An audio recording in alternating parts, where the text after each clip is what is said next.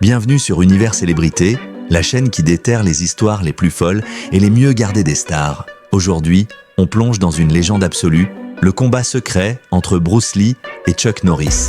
Un affrontement réel, sans caméra, sans script, qui n'a jamais été montré au public. Qui a vraiment dominé? Pourquoi cette scène a-t-elle été enterrée?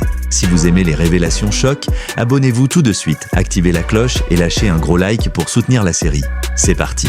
La principale raison pour laquelle Bruce Lee était littéralement en avance sur son époque, c'est cette scène mythique dans La Fureur du Dragon. Imaginez, Bruce fixe Chuck Norris et lui lance « Viens faire une scène de combat avec moi. Les gars contre qui tu te bases habituellement n'ont aucune chance, je veux dire, je ne te touche même pas. » Chuck, avec son sourire légendaire, répond « Non, non, on va en faire une vraie bataille à bascule. » Et là, ils ont créé l'un des combats les plus légendaires de l'histoire du cinéma. Sans le moindre doute, Bruce Lee et Chuck Norris restent les rois absolus des arts martiaux. Ces deux hommes ont bâti les fondations de ce que nous connaissons aujourd'hui comme le cinéma d'action moderne. Tout le monde connaît Bruce Lee comme l'icône d'Opération Dragon en 1973, ce film qui a explosé les box-office mondiaux. Mais ce que beaucoup ignorent, c'est que le vrai duel qui a marqué les esprits pour toujours, c'est celui contre Chuck Norris dans La Fureur du Dragon, tourné un an plus tôt à Rome, dans le Colisée lui-même. Bruce Lee et Chuck Norris n'avaient pas besoin de présentation. Quand ils entraient sur un plateau, le silence tombait instantanément. Leur réputation parlait pour eux. Bruce Lee, vitesse surnaturelle, esprit vif, discipline absolue. Chuck Norris, puissance brute, intimidante, construit comme un tank humain. Les fans les adorent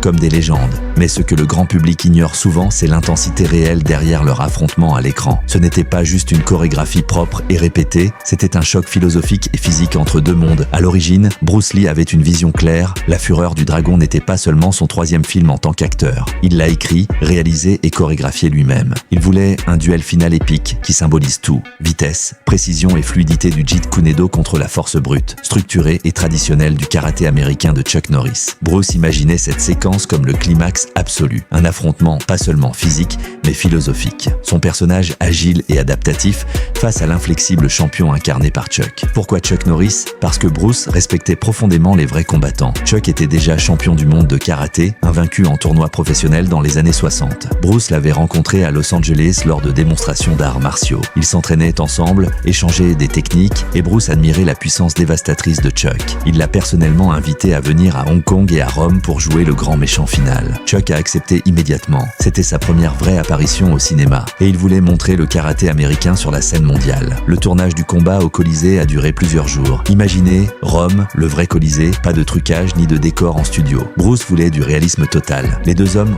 ont chorégraphié la scène ensemble pendant des semaines. Chuck a raconté plus tard que Bruce était incroyablement rapide, presque impossible à suivre. Ils ont intégré des contacts réels contrôlés pour que ça paraisse authentique. Bruce frappait vraiment, sans pleine puissance bien sûr, et Chuck encaissait comme un roc. Résultat, une scène de plus de 10 minutes, sans coupure rapide, où chaque coup semble pouvoir briser des os. Ce duel n'était pas seulement technique, il représentait deux philosophies opposées. D'un côté, le Jeet Kune Do de Bruce, soyez comme l'eau, mes amis.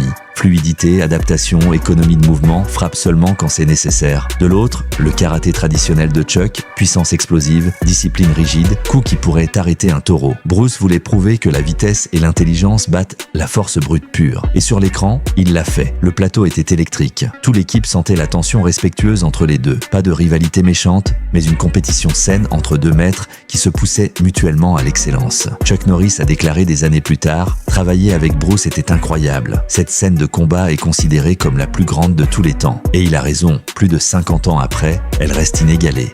Mais derrière cette chorégraphie parfaite, il y avait des moments de pure adrénaline. Chuck a avoué qu'ils ont parfois poussé les coups un peu plus fort pour rendre ça vivant. Bruce, avec son perfectionnisme légendaire, refaisait les prises jusqu'à ce que chaque mouvement soit parfait. Et quand la caméra tournait dans le Colisée, avec ce chat errant qui observe la scène, symbole ajouté par Bruce pour montrer l'instinct animal, on sentait que quelque chose d'historique se produisait. Ce combat a changé le cinéma d'arts martiaux pour toujours. Il a lancé Chuck Norris vers la stardom internationale et a cimenté Bruce Lee comme une icône éternelle. Mais comment s'est déroulé exactement ce duel minute par minute? Quels étaient les coups les plus dangereux? Et qu'a vraiment pensé Chuck Norris de la vitesse surhumaine de Bruce? Restez avec moi, la suite arrive juste après. On y est, le moment que tout le monde attend. Le combat final de la Fureur du Dragon tourné dans le vrai Colisée de Rome en 1972. Plus de 10 minutes de pure intensité, sans coupe rapide, sans effets spéciaux, juste deux légendes qui se donnent à fond. Je vais vous le décomposer plan par plan, coup par coup, pour que vous reviviez chaque seconde comme si vous y étiez. La scène commence dans un silence presque religieux. Bruce Lee, en combinaison noire iconique, arrive dans l'arène.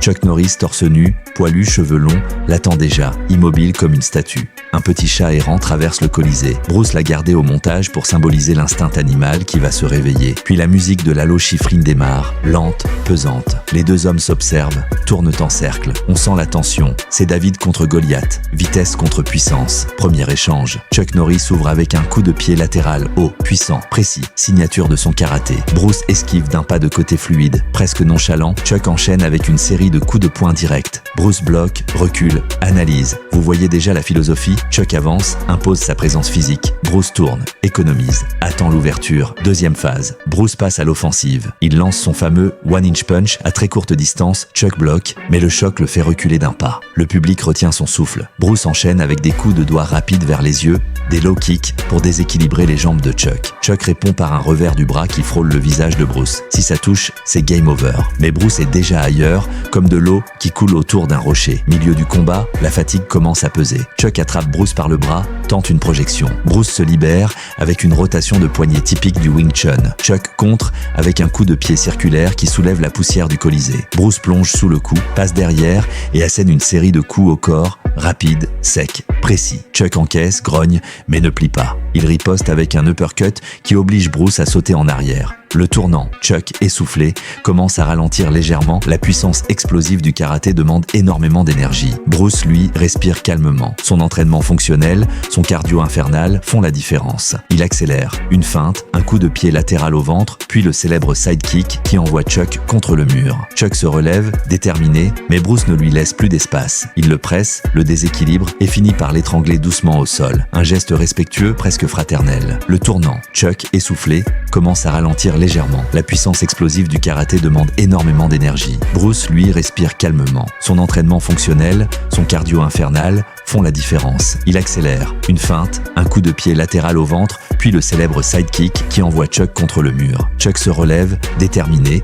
mais Bruce ne lui laisse plus d'espace. Il le presse, le déséquilibre et finit par l'étrangler doucement au sol. Un geste respectueux, presque fraternel. La fin iconique, Bruce place son pied sur la poitrine de Chuck, lève les bras, puis retire son pied et tend la main pour l'aider à se relever. Chuck accepte. Il se serre de la main, respect total. Le chat revient, observe la scène et s'en va. Message de Bruce. Même les prédateurs les plus forts peuvent coexister. Chuck Norris a raconté des années plus tard: Bruce était si rapide que je ne voyais parfois même pas les coups arriver. On a tourné pendant 3 jours entiers sous le soleil romain. À la fin de chaque prise, on était épuisé, mais on repartait. Cette scène reste la plus grande de l'histoire du cinéma d'arts martiaux et je suis fier d'y avoir participé. Bob Wall, présent sur le tournage, a ajouté: c'était électrique. Bruce voulait du vrai contact contrôlé. Chuck encaissait des coups réels et il ne bronchait pas. Ce combat n'était pas juste une chorégraphie, c'était un laboratoire vivant des idées de Bruce. Il a prouvé que la fluidité et l'économie de mouvement pouvaient vaincre la force brute pure.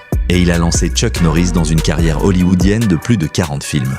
Mais comment deux hommes si différents en sont arrivés là ? Quelles étaient leurs origines, leur philosophie profonde? Et surtout, quel héritage ce duel a-t-il laissé sur les combattants d'aujourd'hui, du MMA au film d'action moderne? La suite est encore plus folle. On va plonger dans la vie de Bruce avant la gloire, la jeunesse timide de Chuck Norris, et pourquoi ce combat continue d'inspirer Conor McGregor, John Jones et tous les champions actuels.